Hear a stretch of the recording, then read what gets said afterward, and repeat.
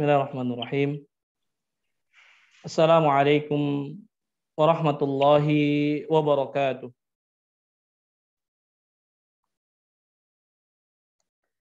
Alhamdulillah.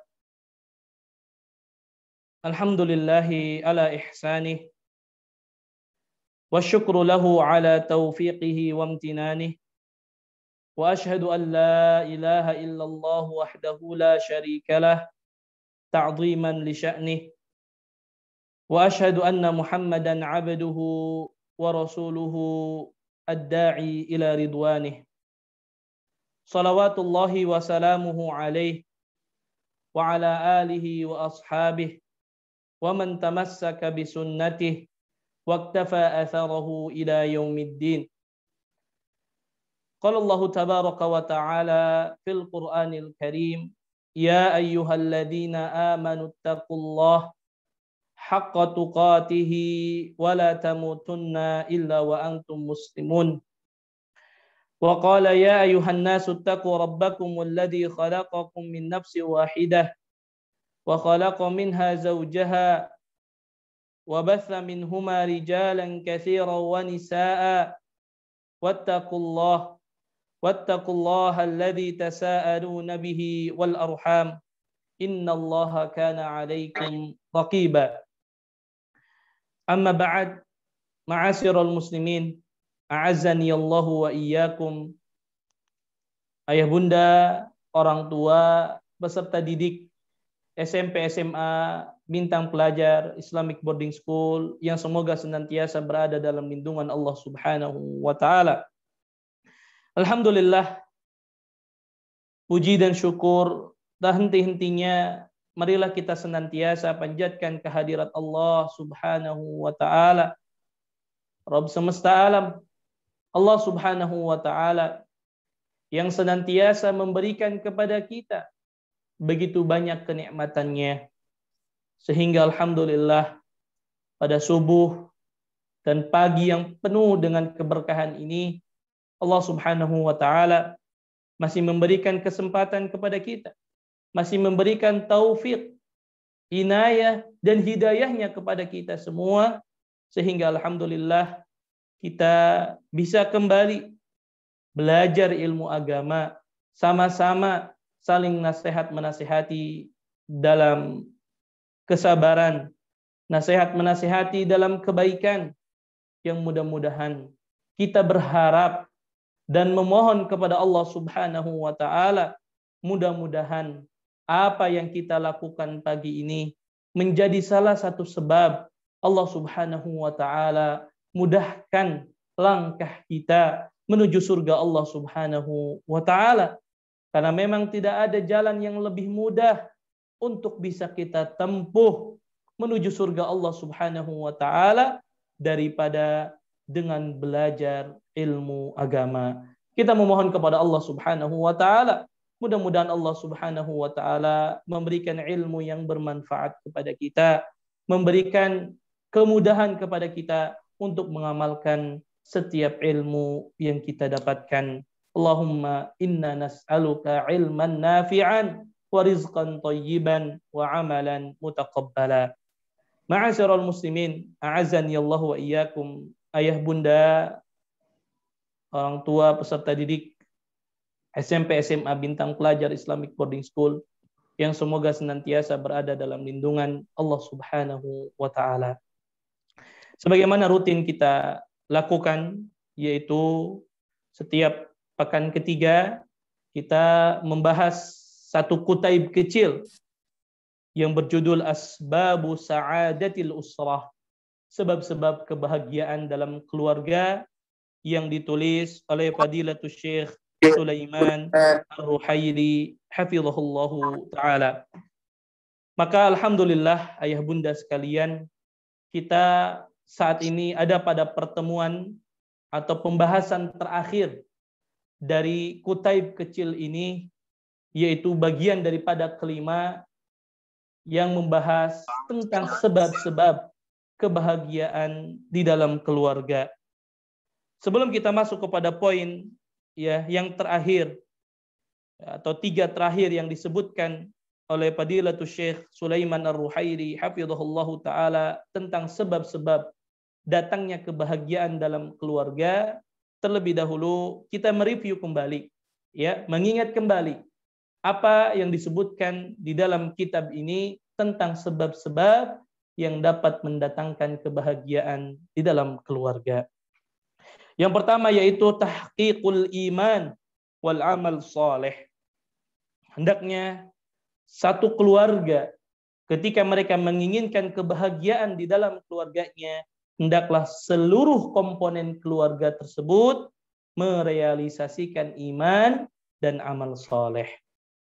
Kemudian yang kedua, di antara sebab yang dapat mendatangkan kebahagiaan pada setiap keluarga adalah ikhtiyaruz zawjaini qaiman 'ala tadayyun, yaitu hendaklah kita mencari pasangan, ya, dimulai pertimbangannya adalah karena agamanya.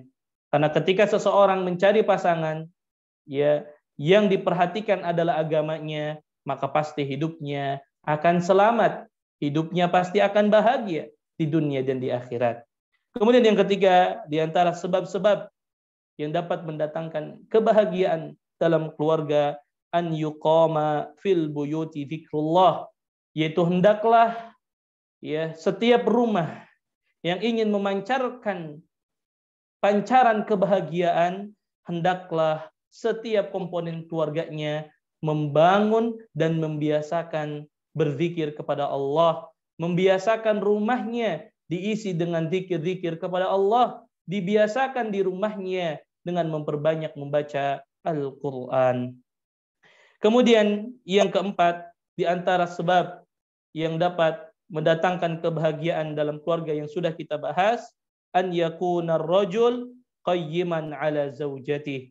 Hendaklah seorang laki-laki menjadi pemimpin, memperhatikan, ya, terhadap, ya, istri-istrinya, terhadap anak-anaknya, ya.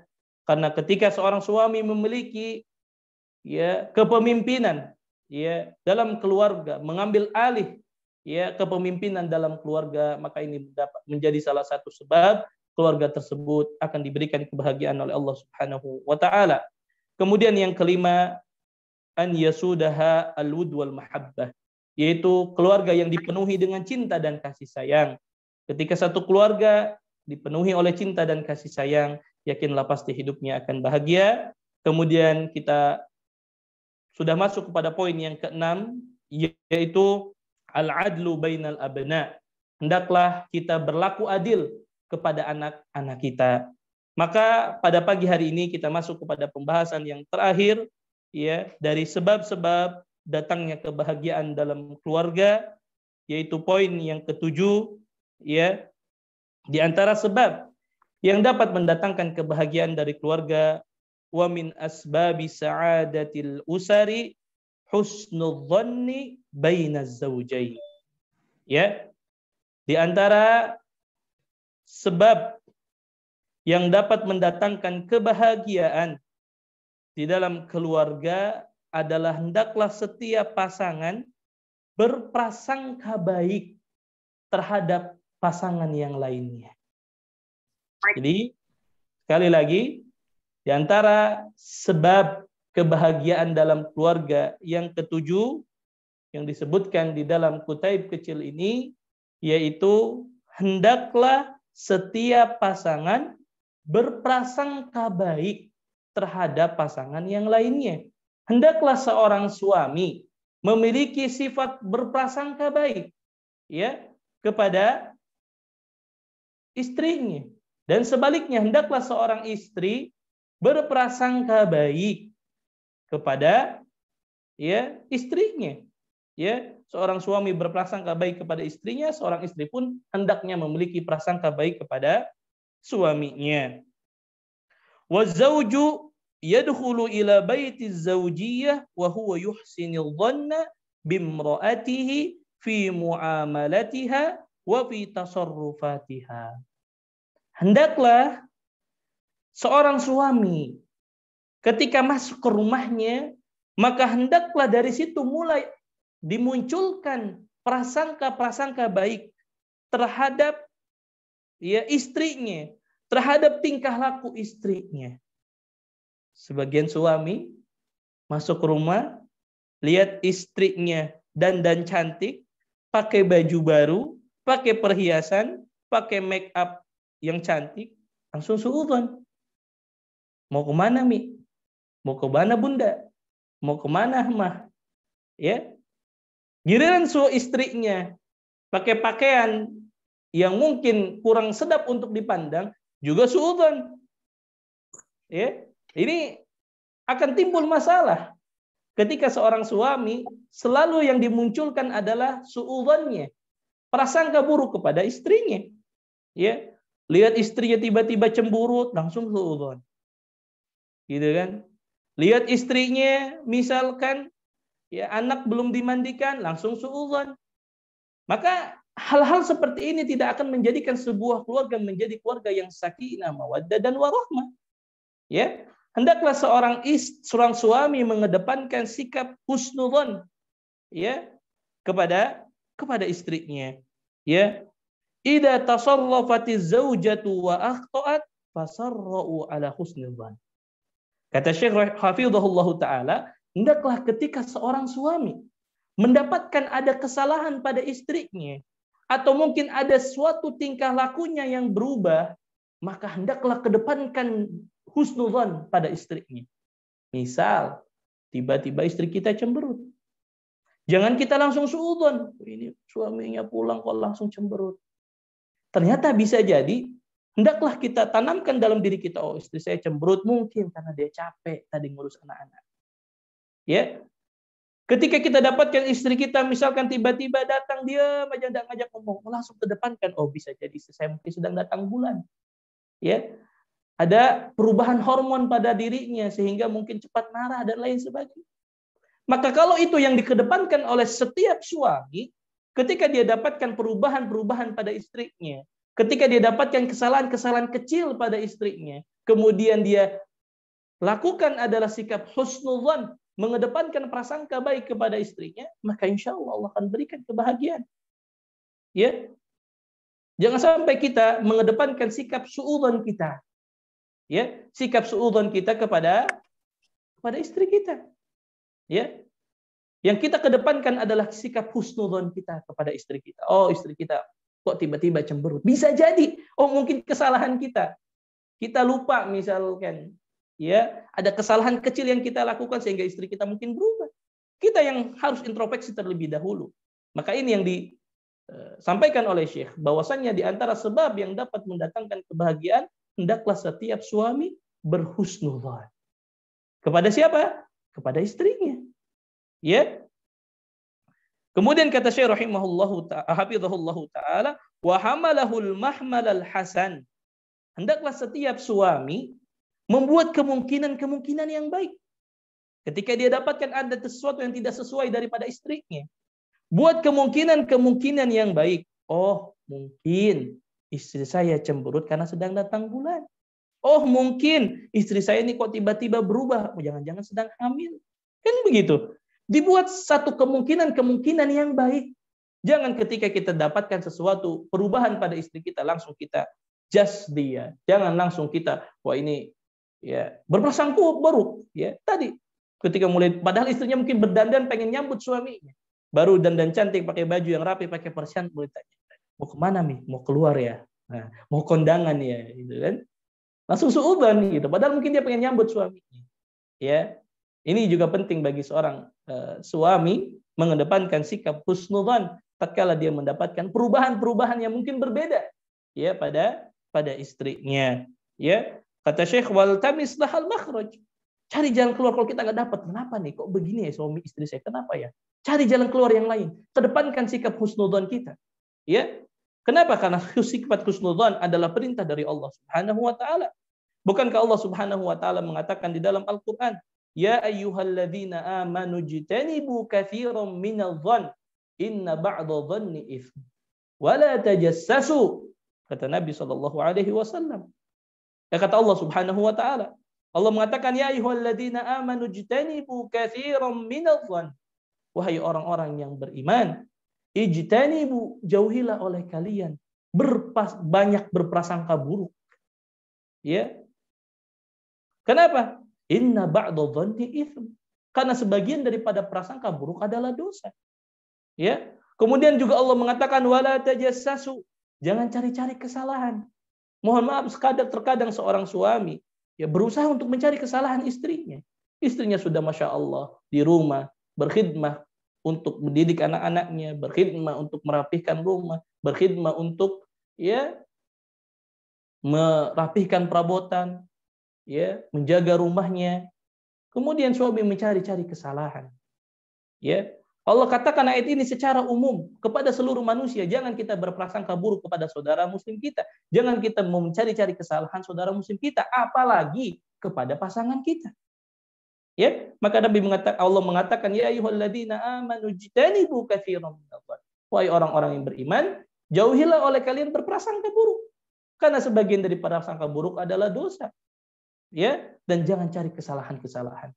Ya, jangan mengorek-ngorek kesalahan masa lalu pada istri kita, ya, dan begitu juga sebaliknya. Nabi SAW juga mengatakan, iyyakum wadh-dhann fa inna dhanna akdzabal hadits. Hati-hatilah kalian dari prasangka buruk. Ya. Karena prasangka buruk adalah sedusta-dustanya perkataan. Ya, Nabi mengingatkan kepada kita agar kita tidak berprasangka buruk kepada orang lain, apalagi kepada pasangan kita. Ya. Ma'asyiral muslimin azani Allah wa iyyakum husnul dzan kepada sesama pasangan kita adalah satu hal yang sangat penting dan memiliki peran yang sangat besar dalam langgengnya sebuah pernikahan. Kalau yang kita kedepankan adalah suudzon kepada pasangan kita, ya sudah. Yang ada pasti keributan demi keributan. Tapi kalau yang kita kedepankan adalah sikap husnudzon kita kepada pasangan kita, yakinlah ma'asyiral muslimin, Bapak dan Ibu sekalian, yang akan kita rasakan adalah ketenangan.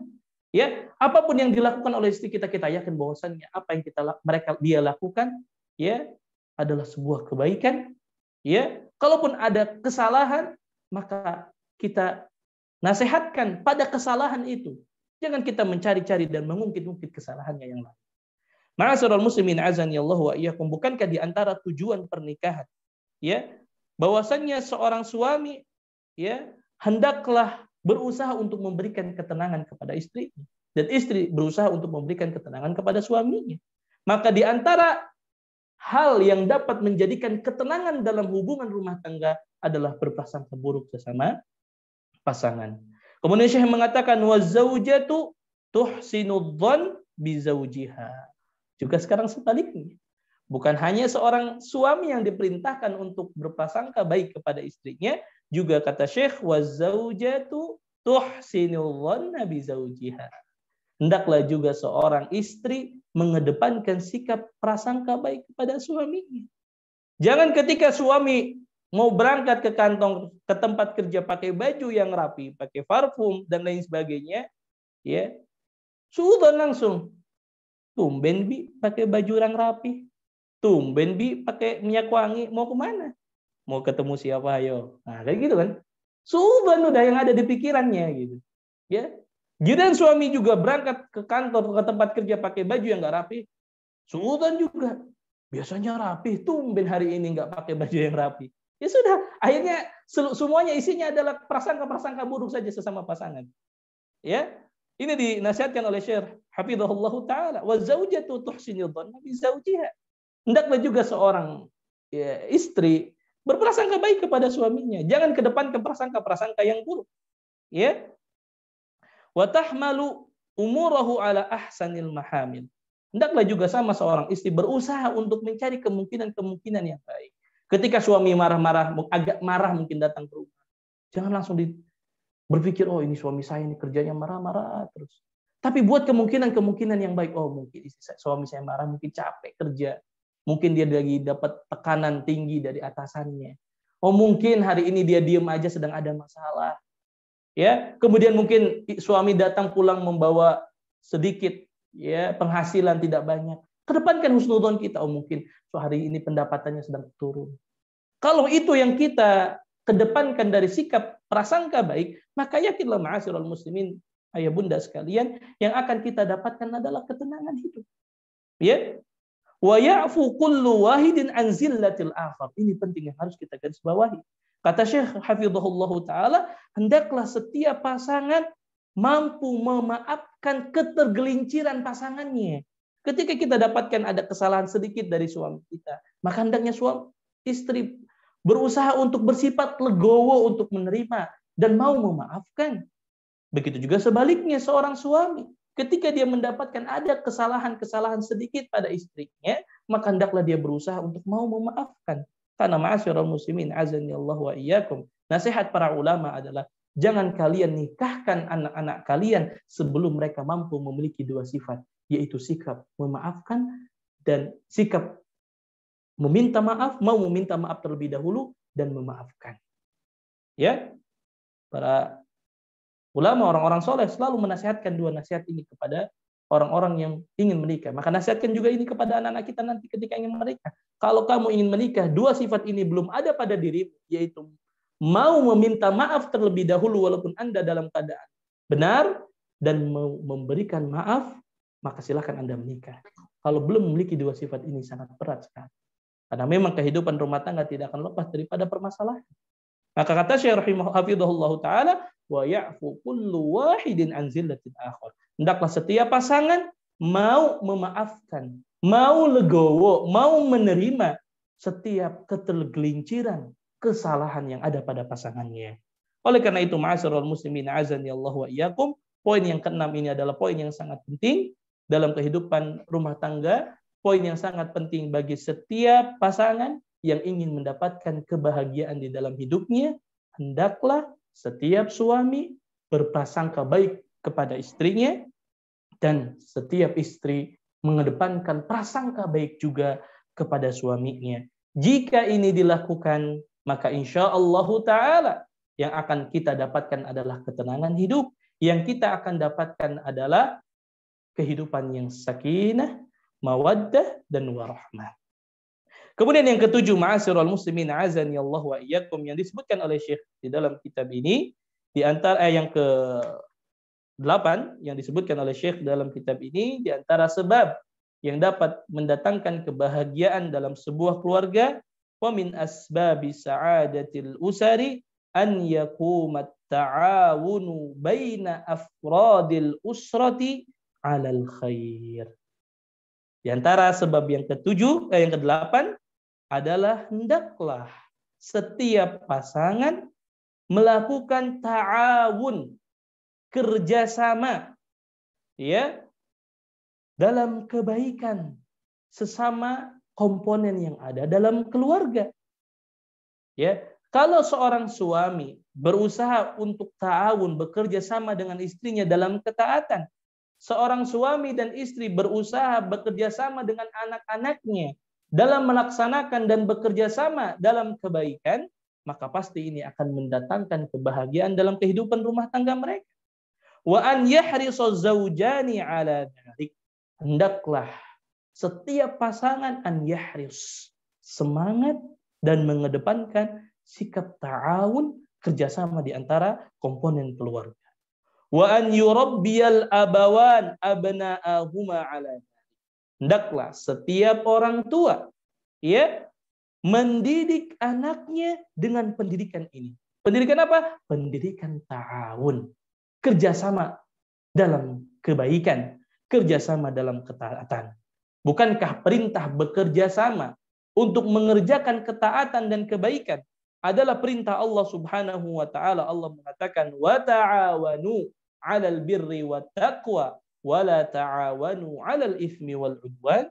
Allah Subhanahu wa taala mengatakan dalam surat Al-Maidah ayat 2, wa ta'awanu 'alal birri wat taqwa. Hendaklah setiap kalian bekerja sama dalam ketaatan.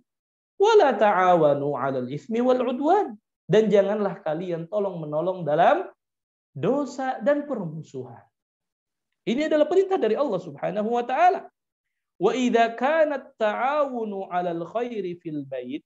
Kalau seandainya kerjasama ini dilakukan dalam satu keluarga, istri bekerja sama dengan suami dalam ketaatan, suami dan istri bekerja sama dengan anak dalam ketaatan, hasalatir rahatu was-surur. maka yang akan mereka dapatkan adalah ar-rahah, ketenangan dan kebahagiaan hidup. Ya. Jadi perkara ini sangat penting, ma'asyiral muslimin azan Allah wa iyyakum. Jangan sepelekan perkara ta'awun, kerjasama dalam ketaatan dalam keluarga. Hendaklah seorang suami berusaha bekerja sama dalam setiap ketaatan. Maka kata Syekh, ta'ammalu ma'i amran arsyada ilaihi Nabi sallallahu alaihi wasallam. Maka perhatikan kata Syekh, apa yang dicontohkan, apa yang diberikan kepada kita tentang pentingnya ta'awun, kerjasama antara satu pasangan, ya, dalam komponen satu keluarga, dalam masalah ta'awun alal birri wa taqwa. Beliau mengatakan fihi laddatun min a'zami laddatid dunya. Kalau kita bisa lakukan kerjasama dalam kebaikan, ini merupakan kenikmatan hidup dari kenikmatan-kenikmatan hidup selama kita di dunia. Apa itu? Mari kita lihat romantisme yang diajarkan dan dicontohkan oleh baginda Nabi Shallallahu Alaihi Wasallam. Kalau seandainya setiap pasangan ya mempraktekkan dan merealisasikan apa yang diajarkan oleh Nabi Shallallahu Alaihi Wasallam ini, yakinlah pasti akan tumbuh benih-benih kecintaan, tumbuh ketenangan hidup bagi setiap pasangan. Apa itu kata Nabi Shallallahu Alaihi Wasallam? Rahimallahu rajulan qama minal laili. Semoga Allah Subhanahu Wa Taala merahmati seorang suami yang bangun di tengah malamnya, fasalla, kemudian dia sholat malam. Wa aiqadha imra'atah, kemudian dia bangunkan istrinya, fasallat, kemudian istrinya pun sholat bersama suaminya. Allahu Akbar. Ini adalah ta'awun dalam kebaikan. Suami tengah malam bangun, ya, kemudian dia wudu, dia sholat. Kemudian dia lihat istrinya sedang tertidur, kemudian dia bangunkan istrinya. Abi, Umi, Bunda, Mama, bangun. Ayo kita sholat qiyamul lail malam ini. Ya. Kemudian istrinya pun bangun. Kemudian sholat. Wa fa in abad, kalau istrinya aduh, malas. Apa kata Nabi SAW? Nadhuha fi wajhihal. Suaminya percikin itu air ke mukanya. Ya. Nih, ingat juga para suami yang kita lakukanlah percikin air, bukan siram pakai air seember. Ini juga salah, ya. Bukannya mau ikut sholat, qiyamul lail bersama kita, yang ada malah emosi istri kita. Ya, kata Nabi, nadhuha fi wajhihal ma, percikan ke mukanya air atau ambil air usap di mukanya. Ya.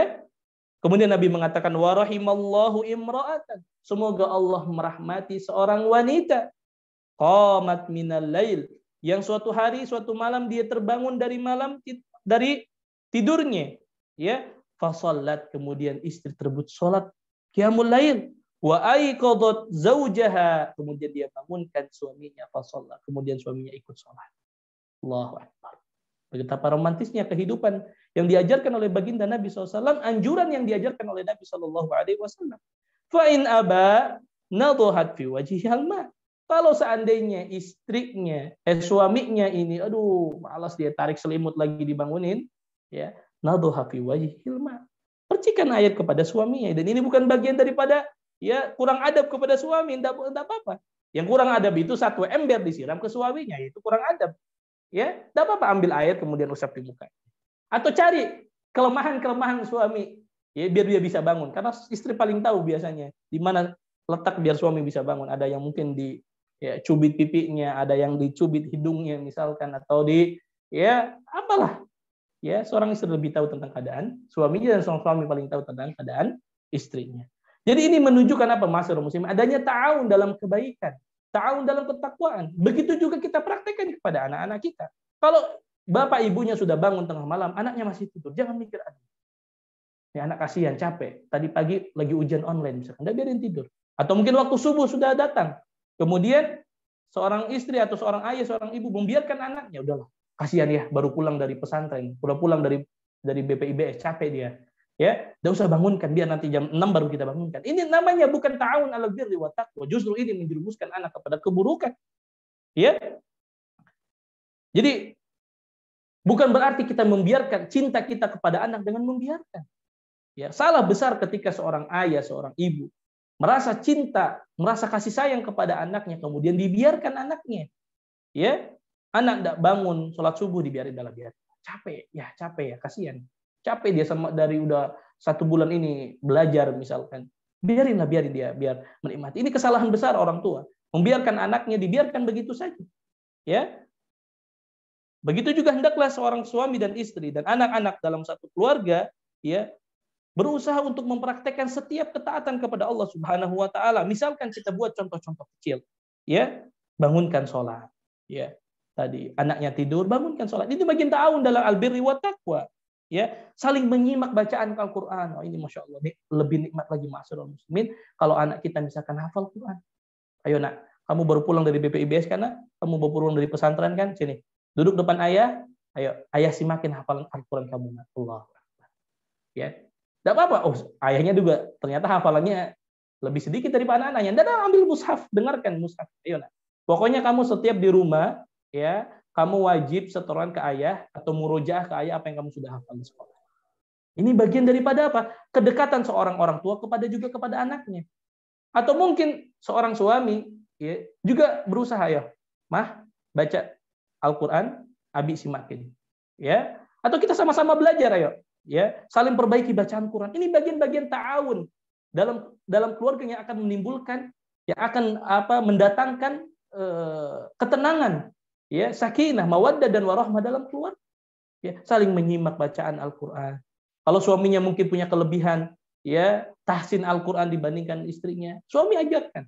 Ataupun sebaliknya, jangan malu ketika suami memang bacaan Qur'annya, ya, agak lebih sedikit kurang dibandingkan istrinya, istrinya yang mengajarkan tidak masalah. Atau sama-sama mungkin dengarkan seperti ini kajian. Ya, ada kajian tahsin kita dengarkan, ada kajian ilmu, ayo duduk bareng, nak. Duduk bareng Umi, ayah, papa, mama. Jadi kita dengarkan kajian sama-sama. Ini bagian daripada apa? Ta'awun 'alal birri wat taqwa. Ya, ada anak kita, ayo nak. Ya, setiap pada maghrib, ya, kamu jangan dulu main, jangan dulu apapun kecuali kamu baca Quran. Ayo, abi dengerin, kamu abi simakin. Allah Akbar. Nikmat. Paling nikmat itu bacaan yang dibacakan sama anak kita. Ya. Atau mungkin kita punya anak laki-laki yang udah mulai dewasa. Ayo nak, sekarang kamu jadi imam, ayah sama bunda di belakang. Jadi makmum. Allahu Akbar. Nikmat. Ya. Kalau seorang suami, istri hanya sibuk kerja saja, tidak ada momen-momen seperti ini, tidak ada momen-momen ibadah bersama. Ya. Atau mungkin ada satu keluarga yang Allah berikan taufik mudah untuk puasa sunnah. Ajarkan, ayo nak. Senin besok kita satu keluarga puasa sunnah. Puasa Senin Kamis. Nanti kita buka bersama di luar misalnya. Tidak apa-apa. Ini ada kebersamaan, ada ta'awun dalam ketaatan kepada Allah Subhanahu wa taala. Ya. Cari momen-momen, oh ya, nah besok ayah hari Ahad libur. Kebetulan hari Ahad ada kajian misalkan di masjid. Ayo nak. Kita sekeluarga berangkat ke kajian. Allahu Akbar, nikmat itu. Tenang, istri dapat ilmu, suami dapat ilmu, anak juga dapat pendidikan. Ya, ini bagian ta'awun ya yang diajarkan oleh Nabi Shallallahu alaihi wasallam. Cari kesempatan-kesempatan di mana kita bisa bersama dengan keluarga kita melaksanakan ketaatan kepada Allah Subhanahu wa taala.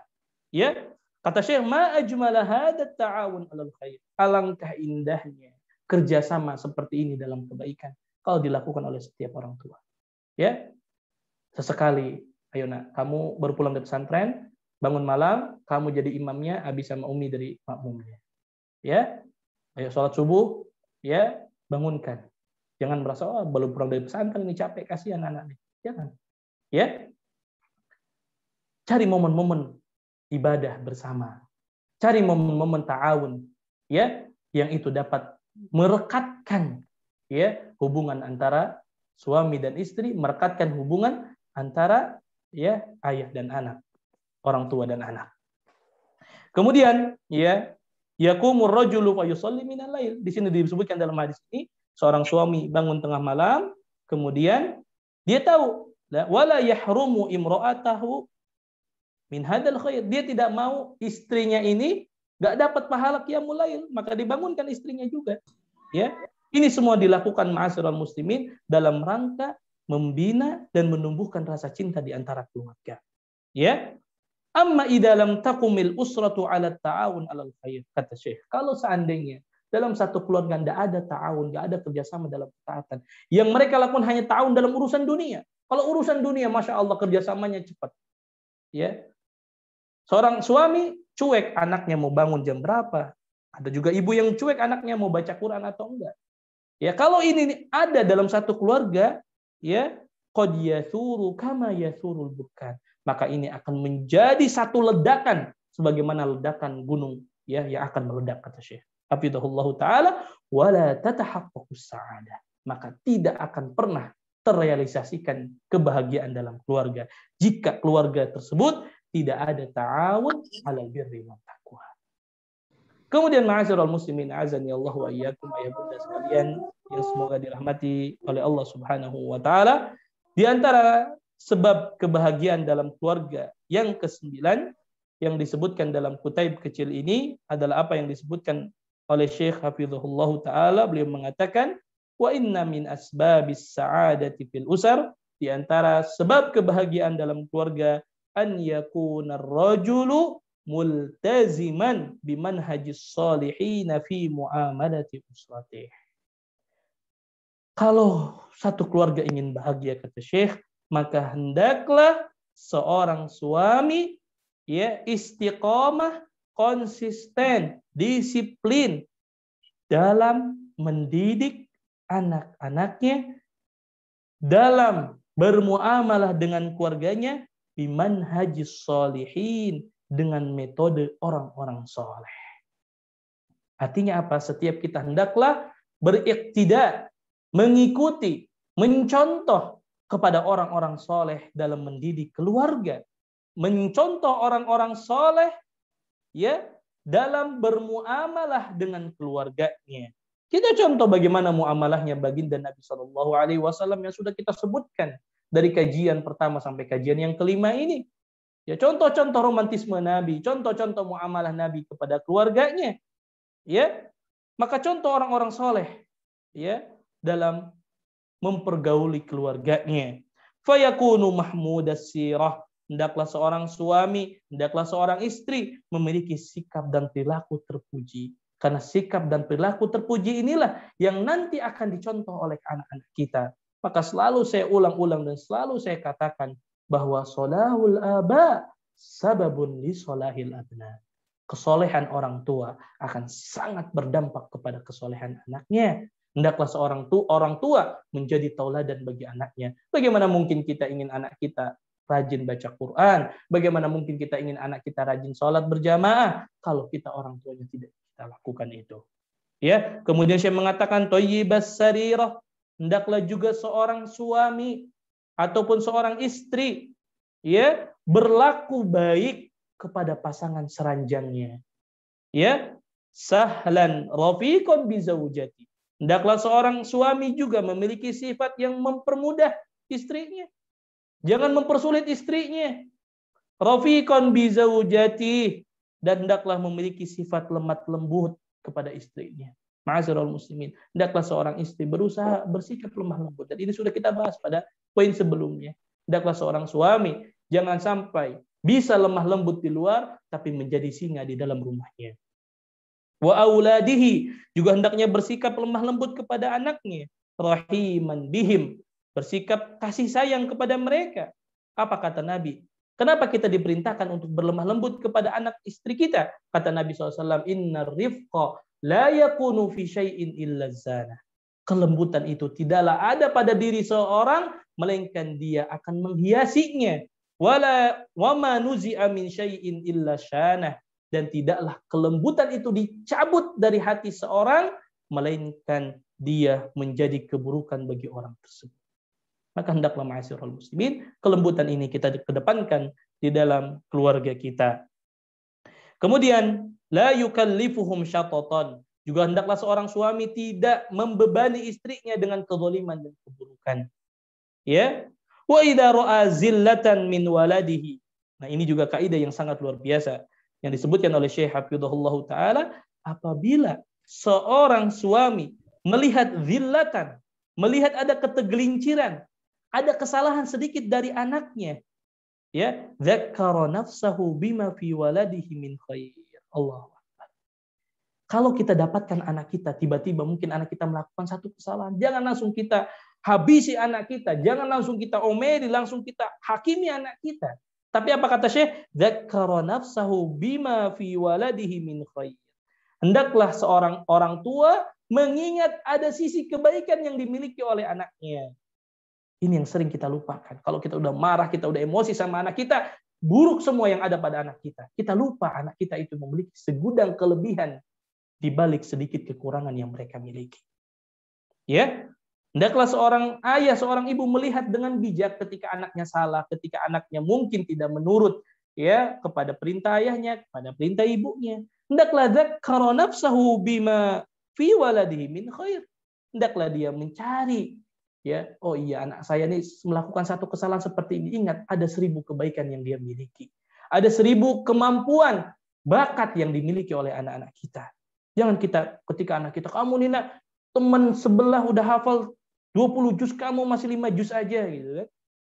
Mungkin dia memang tidak memiliki kemampuan mudah dalam menghafal, tapi ingat mungkin anak kita punya kemampuan lain ya yang tidak dimiliki oleh anak-anak yang lain. Jangan kita samakan anak kita dengan anak orang lain. Ini kesalahan besar ketika kita selalu membanding-bandingkan kemampuan anak kita dengan kemampuan anak orang lain. Tuh lihat nah, ya si fulan ya selesai di BPIBAS 30 juz. Kamu udah 6 tahun, udah 5 tahun, masih aja hafalannya 5 juz. Mungkin di situ kekurangannya. Oh, tapi ternyata anak kita akhlaknya baik. Rajin puasa sunnahnya, rajin qiyamul lailnya. Ya. Maka hendaklah kita bijak.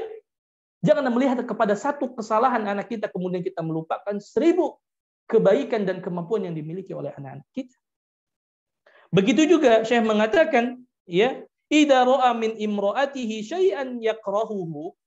Kalau seandainya ya seorang suami mendapatkan sesuatu yang dia tidak cintai, dia benci dari istrinya,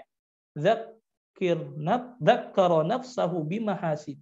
Maka ingat kebaikan-kebaikan yang ada pada istri kita. Satu kesalahan besar yang dilakukan oleh pasangan ketika dia mendapatkan kesalahan pada pasangannya, kemudian yang dia ingat adalah keburukannya saja. Padahal mungkin istrinya sudah memberikan 1000 kebaikan, 1000 kali berkhidmah kepada istri, kepada suaminya, satu khidmah yang jelek, ya, yang diingat adalah jeleknya. Juga sebaliknya, kalau seandainya ada seorang, ya, suami, ya, seorang istri mendapatkan suaminya melakukan satu kesalahan yang dilihat adalah kesalahan suaminya sudah, semuanya buruk yang ada pada suaminya, padahal ada kebaikan-kebaikan yang lain yang harus kita ingat.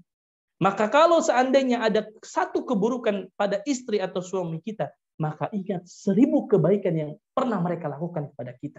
Bukan tatkala kita mengatakan qabiltu nikahaha wa tazwijaha bimahri kada wa kada. Saya terima nikahnya Anda, ya, nikah dan kawinnya dengan mahar sekian dan sekian, berarti kita mengatakan saya menerima kekurangannya, saya menerima segalanya, ya, kemudian saya ya bersiap untuk menikahi. Ma'asyiral muslimin, a'azani Allah wa iyyakum. Ya, saya mengingatkan kepada kita, ya, di antara metode yang dapat menjadikan kehidupan kita menjadi langgeng adalah hendaklah setiap kita mengingat kebaikan, sisi-sisi positif yang ada pada pasangan kita. Ya, jangan sampai kita justru yang kita ingat adalah keburukan, satu kesalahan yang dilakukan oleh pasangan kita. Kalau yang kita selalu ingat kesalahan-kesalahannya, keburukan-keburukannya, maka yakinlah ini tidak akan pernah selesai. Yang ada adalah kita saling menyalahkan di antara kita. Nah, mohon izin sebentar, matikan.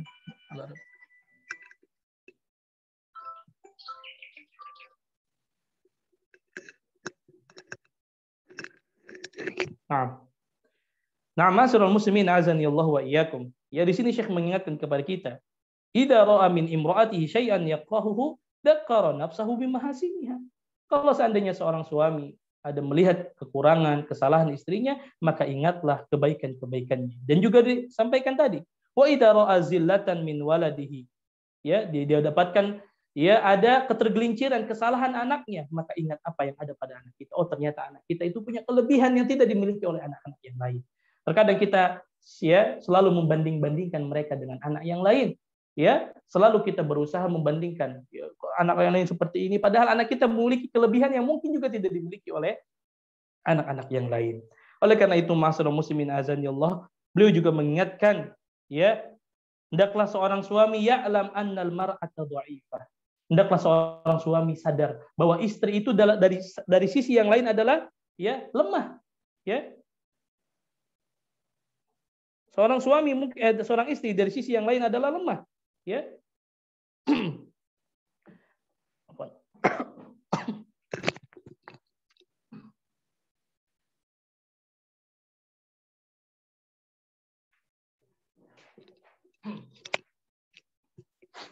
Nah, ya, hendaklah seorang suami menyadari bahwasannya annal mar'ata dha'if. Ya, seorang istri, ya, dari sisi yang lain mungkin lemah, ya. Wa annahu akhadha bi amanatillah. Hendaklah seorang suami ingat bahwasannya dia ketika berijab qabul maka dia telah menanggung, ya, amanah Allah Subhanahu wa taala, fala yadhlimuha abadan. Maka hendaklah seorang suami jangan menzalimi istrinya selamanya. Ya, yastur alal mar'ati. Hendaklah seorang suami menjaga aib-aibnya, menutup serapat-rapatnya aib istrinya. Wala yansyur asraraha. Jangan sampai seorang suami menyebarkan, ya, asraraha, ya, hal-hal yang memang tidak pantas untuk disebarkan. Ya, jangan menyebarkan rahasia-rahasia suami istri. Ma'asyiral muslimin azani Allah wa iyyakum. Saat ini naudzubillah kita hidup pada satu zaman di mana terkadang suami dan istri dengan mudahnya saling menyebarkan aib di media sosial. Sadar atau tidak, ini yang terjadi. Ya. La haula wala quwata illa billah, Allahul musta'an. Ini yang terjadi. Seorang suami ketika ada masalah dengan istrinya, seorang istri ada masalah dengan suaminya, saling cintir di media sosial. Saling menghinakan satu dan yang lainnya. Sehingga terkadang awalnya hanya yang ada masalah pada suami dan istri, akhirnya apa? Teman, kerabat, keluarganya tahu apa yang terjadi. Bagaimana enggak? Ya, suami buat, ya, status. Ternyata istri pelit itu menyakitkan, misalkan. Walaupun dia mungkin hanya sekedar status, orang mikirnya ini ngomongin siapa? Ngomongin istrinya. Oh, ternyata istrinya fulan pelit ya, gitu kan. Dibalas lagi sama istrinya. Ya. Ternyata sakit rasanya punya suami yang tidak bertanggung jawab, misalkan. Akhirnya orang apa? Tahu, oh, ternyata suaminya fulan tidak bertanggung jawab. Ketika itu datang omongan, oh, memang suaminya begini-begini, marah kita. Padahal kita yang memulai terlebih dahulu dengan menyebarkannya di media sosial. Subhanallah, ma'asyiral muslimin. Ini satu hal yang mungkin sekarang banyak dilakukan. Na'udzubillah, orang lebih suka justru mengumbar aib keluarganya di media sosial. Sehingga bangga ketika orang tahu. Ya. Ini satu kesalahan yang besar di mana seseorang, ya, suka menyebut kesalahan-kesalahan atau kejadian yang ada di keluarganya kemudian di-share. Ya, ataupun hanya sekedar dibuat status. Sehingga orang berpikiran ini kayaknya ada masalah di keluarga. Atau mungkin buat status galau dan lain sebagainya. Sehingga orang mikir, oh ini kayaknya ada masalah di keluarganya. Ini kayaknya berarti ini orang nggak bahagia hidupnya. Ini seorang istri nggak bahagia hidupnya. Seorang suami nggak bahagia hidupnya. Kenapa? Disebarkan aibnya. Padahal Nabi memerintahkan untuk menutup rapat-rapat apa yang terjadi dalam keluarga kita. Jangan seorang suami menyebar aib istrinya dan seorang istri menyebar aib suaminya.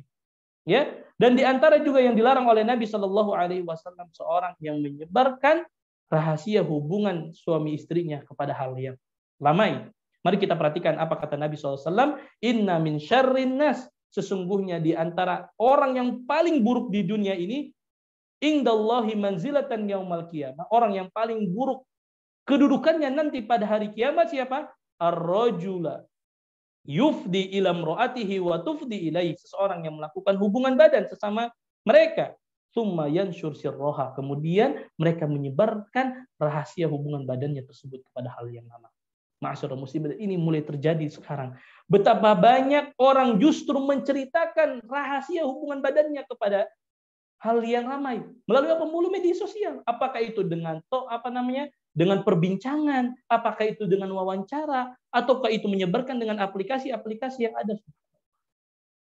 Dia Nabi mengatakan, inna min syarrin nasi indallahi manzilatan yaumal qiyamah. Sesungguhnya orang yang paling buruk nanti kedudukannya pada hari kiamat adalah mereka yang melakukan hubungan badan kemudian disebarkan ya kepada hal yang ramai. Na'udzubillah, na'udzubillah. Mudah-mudahan Allah menjaga keluarga kita dari hal-hal yang seperti ini, ma'asyiral muslimin. Kemudian ya, Syekh mengatakan ar-rajulul ladzi yasiru ala manhajis sholihin.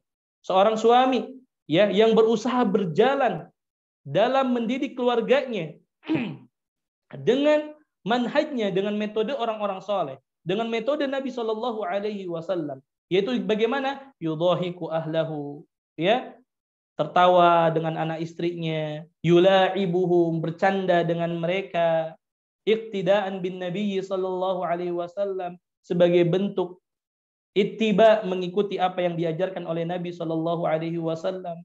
Ya, seorang suami menjadi betul-betul seorang pemimpin yang memiliki izzah, memiliki ya kehormatan di depan keluarganya.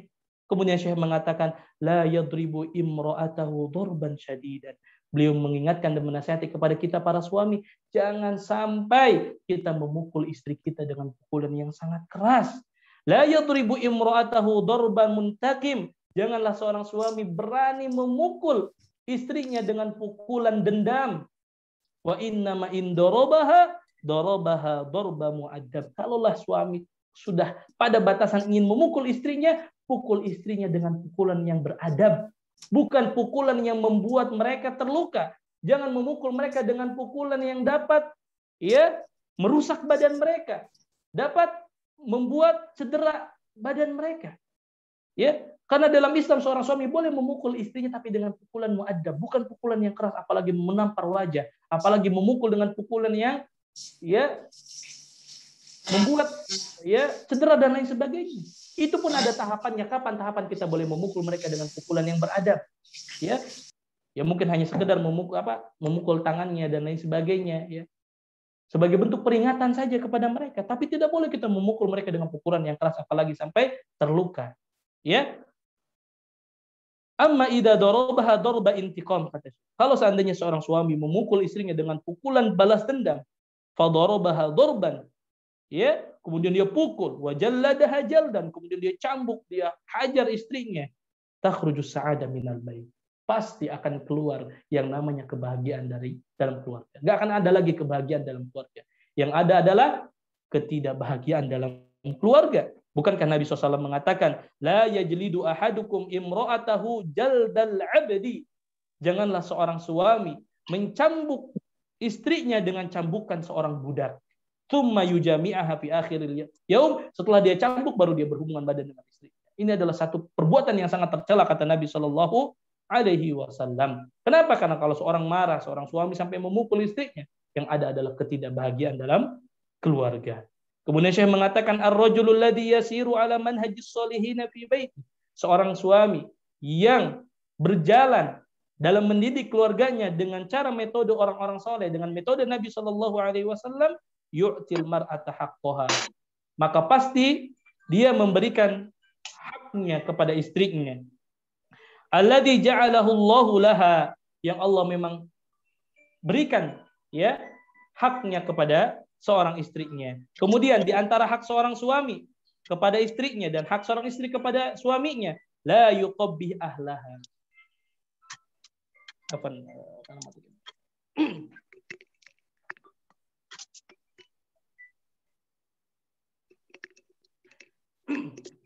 Ya, di antara juga yang perlu diperhatikan, ya, kata Syekh, la yuqabbih ahlaha.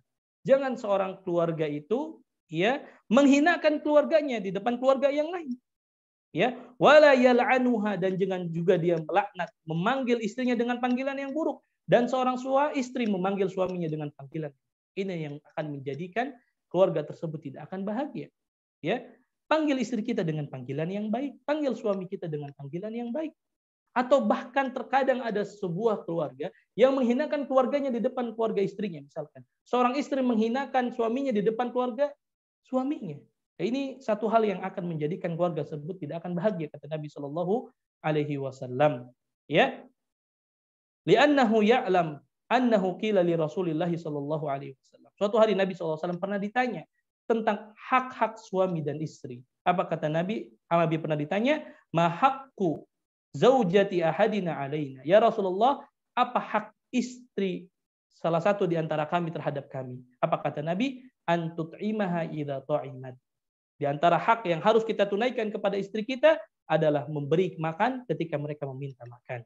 Wa taksuha idza tasaita, dan engkau berikan pakaian kepada mereka ketika mereka meminta pakaian. Wala tadribul wajha, kata Nabi. Jangan sekali-kali wahai suami untuk memukul dan menampar wajah istrimu. Ya, karena ma'asyiral muslimin, satu tamparan yang kita lakukan pada istri kita, atau wahai istri, satu tamparan yang engkau tampar kepada suami Anda, itu akan diingat sepanjang hidupnya. Maka Nabi SAW melarang. Kenapa seorang itu dilarang menampar wajah? Karena tamparan wajah itu akan terus diingat. Satu tamparan itu tidak akan sulit untuk dihilangkan. Ya, maka Nabi mengatakan, la tadribul wajah, jangan pukul istrimu dengan di mukanya. Wahai istri, jangan pukul suamimu di mukanya. Wala tuqabbi, dan jangan hinakan ya istri Anda di depan keluarganya. Jangan hinakan suami Anda di depan keluarganya. Wala tahjura illa fil bait, dan jangan engkau boikot ya kecuali dalam rumah saja. Artinya apa? Ketika ada kesalahan, ya, jangan kita bawa-bawa kesalahan ini keluar. Apalagi kita bawa istri kita ke satu tempat, kita boikot di sana, kita nggak kasih makan, nggak kasih minum. Ini kezaliman yang begitu besar apabila kita lakukan dalam kehidupan rumah tangga kita. Kemudian ma'asyiral muslimin azanallahu wa iyyakum, ya, saya bacakan sampai terakhir dari kitab ini. Syekh mengatakan wala yuhasibu imra'atahu ala kulli syai'. Juga hendaknya jangan seorang suami menghakimi istrinya pada setiap kejadian. Yang ketika istrinya melakukan satu kesalahan, dihakimi. Begitu juga sebaliknya. Ketika seorang suami melakukan sedikit kesalahan, dihakimi langsung oleh istrinya. Ya, li'annahu ya'lamu anna an-nabiy sallallahu alaihi wasallam qala, hendaklah ya seorang suami memperhatikan apa yang disabdakan oleh Nabi sallallahu alaihi wasallam, istausu bin nisa'i khaira. Hendaklah kalian memperlakukan wanita dengan baik wahai para suami. Fa innal mar'ata khuliqat min dil'in, karena wanita itu diciptakan dari tulang rusuk yang bengkok. Wa inna a'waja syai'in fil dil'i a'lah, karena sesungguhnya yang paling bengkok dari tulang rusuk itu adalah yang paling atasnya.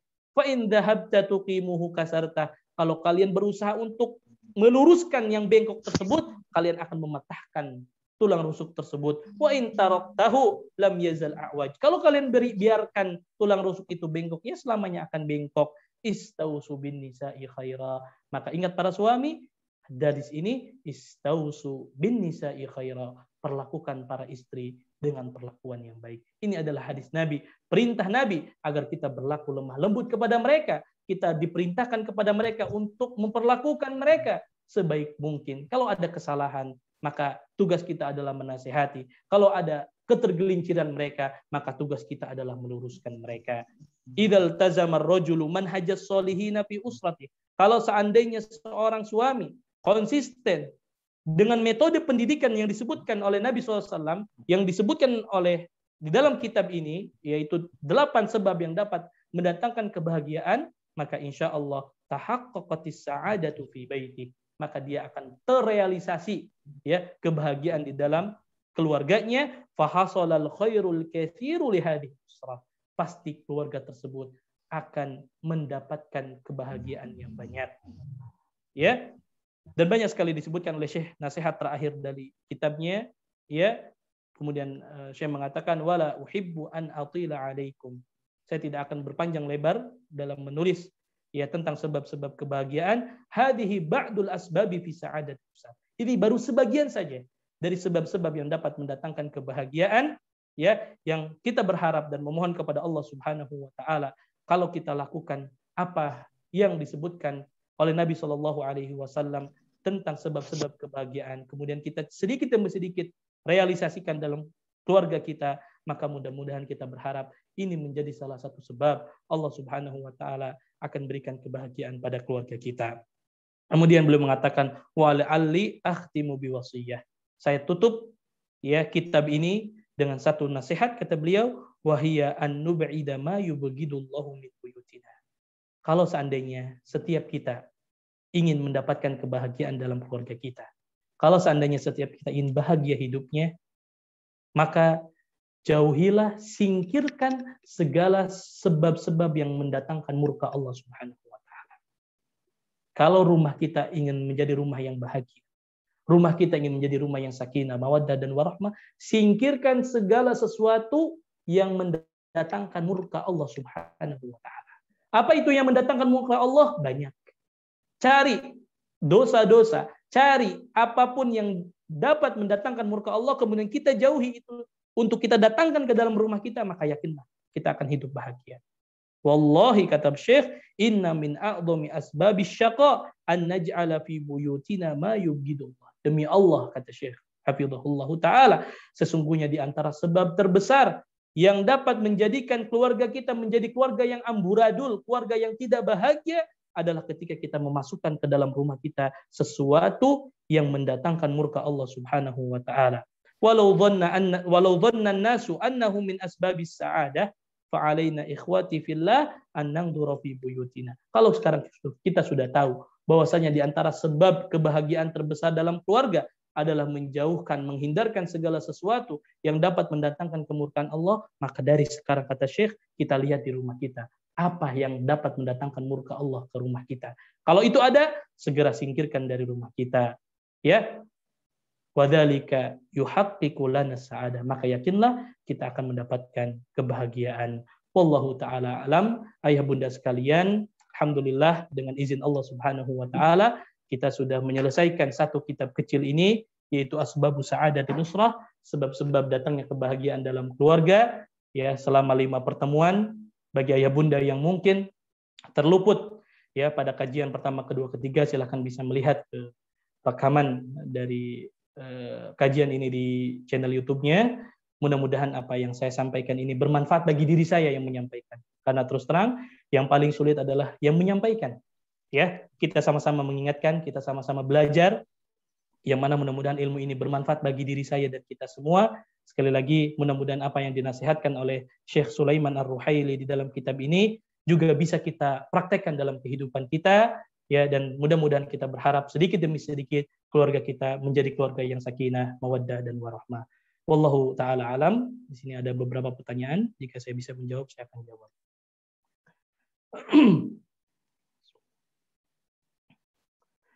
Bismillah.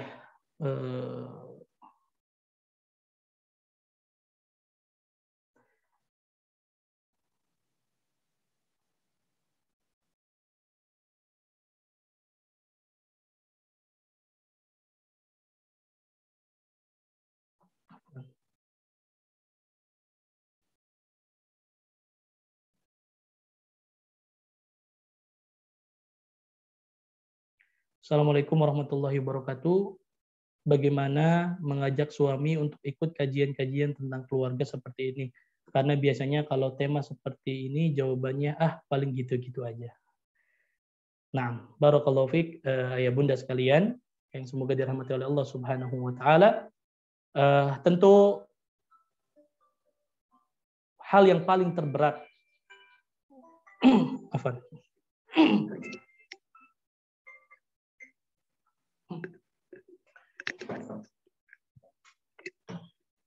hal yang terberat ma'asyiral muslimin azanillahu wa iyyakum dalam berdakwah adalah mendakwahi keluarga. Ya, hal yang terberat dalam berdakwah adalah mendakwahi keluarga.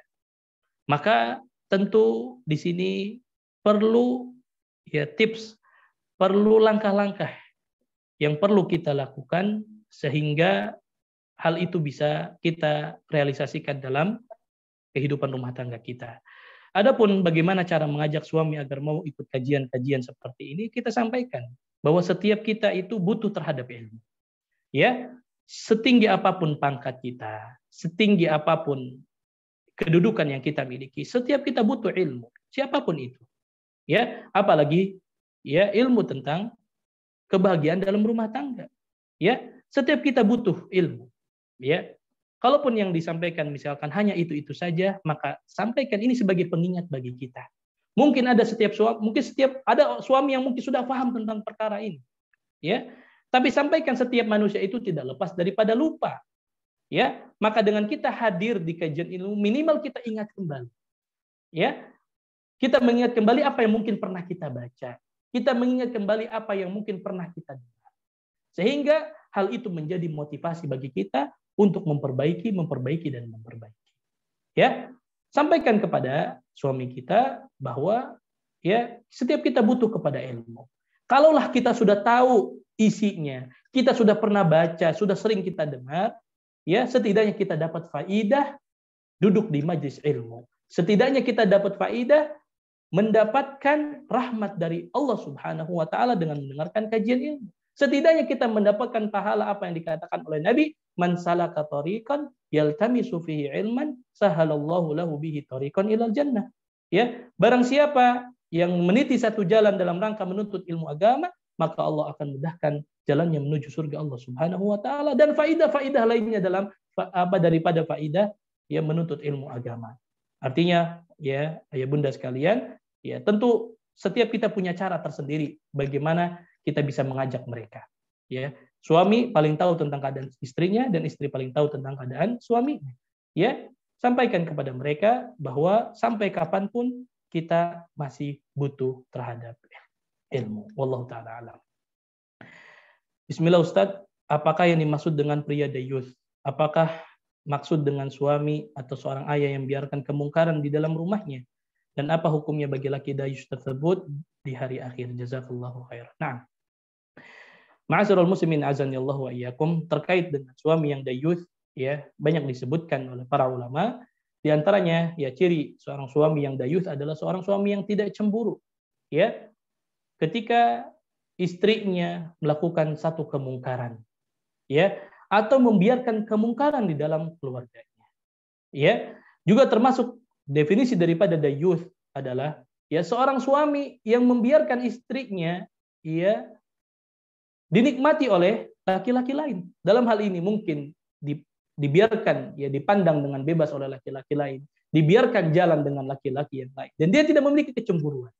Ya, dan ini ma'asyiral muslimin azan ya Allah wa iyyakum, begitu berat ya dosanya di sisi Allah Subhanahu wa taala. Ingat, segala sesuatu yang kita lakukan akan dipertanggungjawabkan di hadapan Allah Subhanahu wa taala. Apalagi suami adalah pemimpin, ya. Ar-rijalu qawwamuna 'alan nisa, kata Allah Subhanahu wa taala. Seorang laki-laki adalah pemimpin bagi para istrinya yang nanti akan dimintai pertanggungjawabannya di hadapan Allah Subhanahu wa taala. Dan di antara ancaman bagi laki-laki yang dayuth seperti ini, ya, tentu mereka ya akan dihadapkan ya di hadapan Allah Subhanahu wa taala dengan tanggung jawab yang sangat besar. Ya, yang dia biarkan kemungkaran di dalam keluarganya. Yang dia biarkan ya istrinya jalan dengan laki-laki yang lain, bebas ya wajahnya dipandang oleh ya laki-laki yang lain. Ya ingat, akan besar sekali tanggung jawab kita di hadapan Allah Subhanahu wa taala. Nah, kemudian yang ketiga, bismillah, assalamualaikum warahmatullahi wabarakatuh. Semoga Allah memberikan kepada Ustadz kesehatan serta petunjuk kepada kita semua. Amin. Mohon nasihatnya Ustadz, bekal apa yang sebaiknya ditanamkan kepada seorang anak yang akan menuntut ilmu ke negeri orang yang mayoritas adalah non-muslim, agar selalu terjaga dari kegelinciran dunia. Nah, ma'asyiral muslimin azan ya Allah wa iyyakum. Ya, ini pertanyaan yang sangat penting. Ya, bagaimana nasihat seorang ibu, seorang ayah kepada seorang anak yang akan belajar di satu negeri yang mayoritas adalah non-muslim. Terus terang ayah bunda sekalian, ya saya ya memiliki banyak cerita, memiliki banyak pengalaman ya dari murid-murid kami yang dulu belajar dengan kita, ya kemudian dia melanjutkan sekolah ke luar negeri di mayoritas non-muslim, juga tidak sedikit di antara mereka yang hanya berubah sifat mereka. Maka yang kita tanamkan kepada mereka adalah tanamkan akidah yang murni kepada mereka. Kenapa? Karena akidah yang benar, ya, ketika seorang anak, siapapun di antara kita yang memiliki akidah yang benar, ya, pemahaman yang benar, maka ini akan menjadi salah satu sebab istiqomahnya seseorang dalam melaksanakan ketaatan kepada Allah Subhanahu wa taala. Maka mari kita lihat, ya, hal yang pertama kali diajarkan oleh Nabi Shallallahu alaihi wasallam. 13 tahun Nabi Shallallahu alaihi wasallam tinggal di kota Makkah, yang Nabi dakwahkan adalah dakwah tauhid. Kenapa? Kalau tauhid sudah tertanam benar dalam hati seorang hamba, ketika akidah itu benar-benar ada pada diri seorang hamba, maka yang lainnya akan mudah.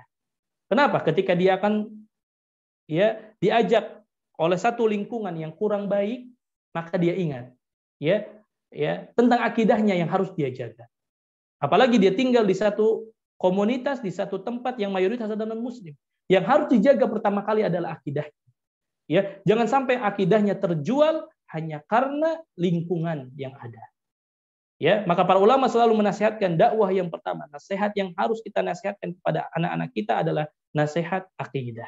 Tanamkan nilai-nilai akidah kepada mereka, tanamkan akidah yang sahih kepada mereka. Kemudian yang kedua adalah nasihat yang selalu dinasihatkan oleh Nabi SAW pada siapapun, dimanapun dan kapanpun. Apa itu? Nasihat takwa.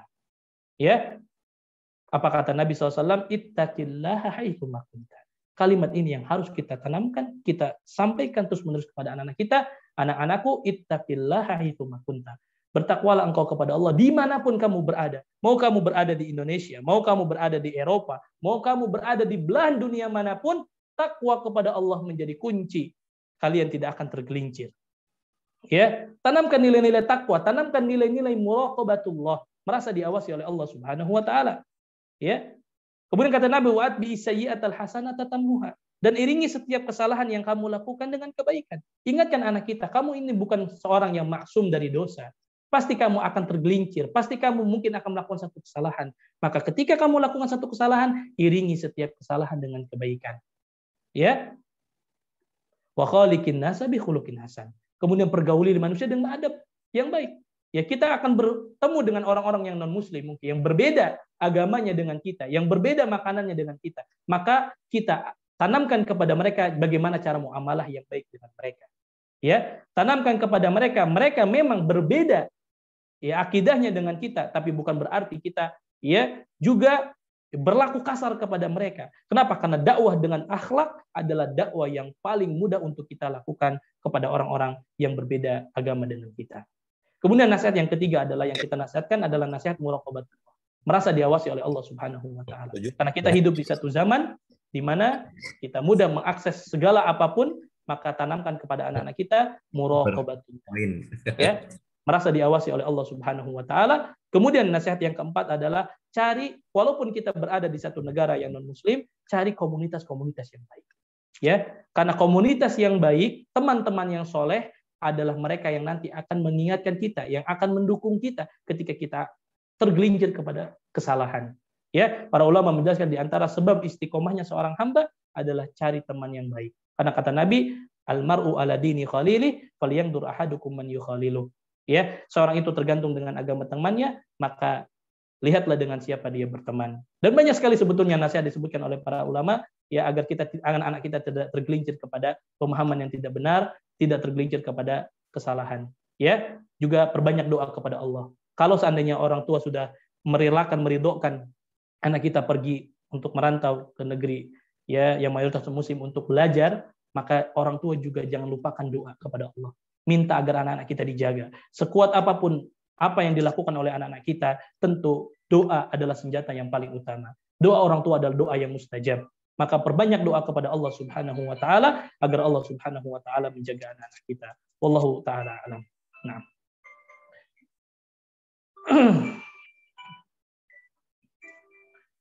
Ayah bunda sekalian yang semoga dirahmati oleh Allah Subhanahu wa taala.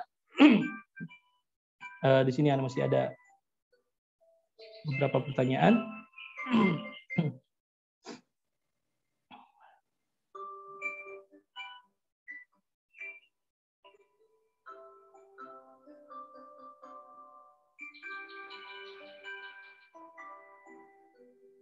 Nah, sebentar, matikan dulu.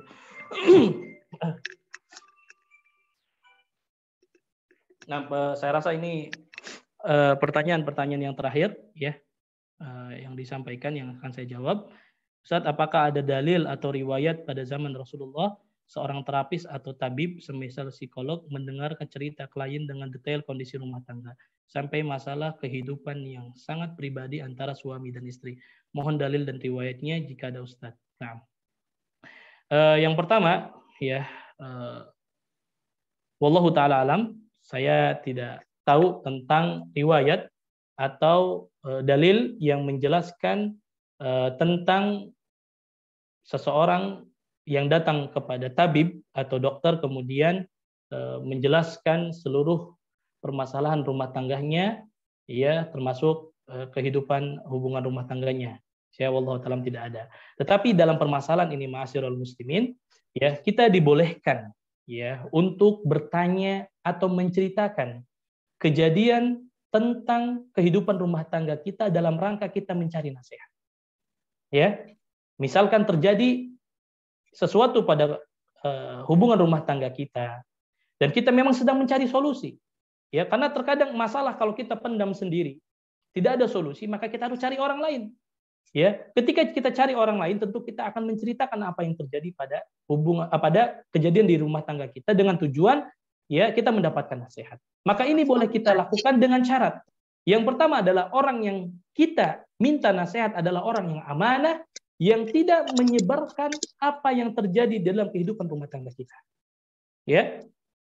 Dan kalau ditanya riwayat, mungkin riwayat secara detail ya yang menceritakan tentang ya di zaman Nabi SAW ada orang yang bertanya kepada tabib atau dokter menceritakan kehidupan rumah tangganya, saya tidak tahu. Tapi ada riwayat-riwayat yang lain. Seperti misalkan ya sebagian sahabat ya bertanya kepada Nabi SAW mengeluhkan tentang suaminya yang pelit misal. Ya, ini bertanya kepada Nabi SAW, ya Rasulullah, bolehkah aku mengambil ya sebagian dari harta suamiku karena suamiku sangat pelit? Ya ini tentu menyebutkan aib suaminya. Para ulama menjelaskan boleh ini dilakukan dengan catatan kita bertanya kepada orang yang amanah. Dan orang itu bisa memberikan nasihat kepada kita, jangan justru mengkompori dan semakin membuat ya permasalahan rumah tangga kita menjadi runyam. Ya. Kalau ditanya Ustaz, bolehkah kita ya berbicara secara detail tentang kehidupan rumah tangga kita dalam rangka kita berobat atau mencari maslahat, mencari nasihat, maka boleh. Selama orang yang diajak konsultasi, selama orang yang kita ajak kita minta nasihatnya adalah orang yang aman. Ya, dia amanah, tidak menyebarkan kepada orang lain. Ya, dan dia mampu untuk memberikan nasihat, bukan justru mengompori atau memberikan jalan keluar yang tidak sesuai dengan syariat. Ya, ini penting untuk kita sampaikan.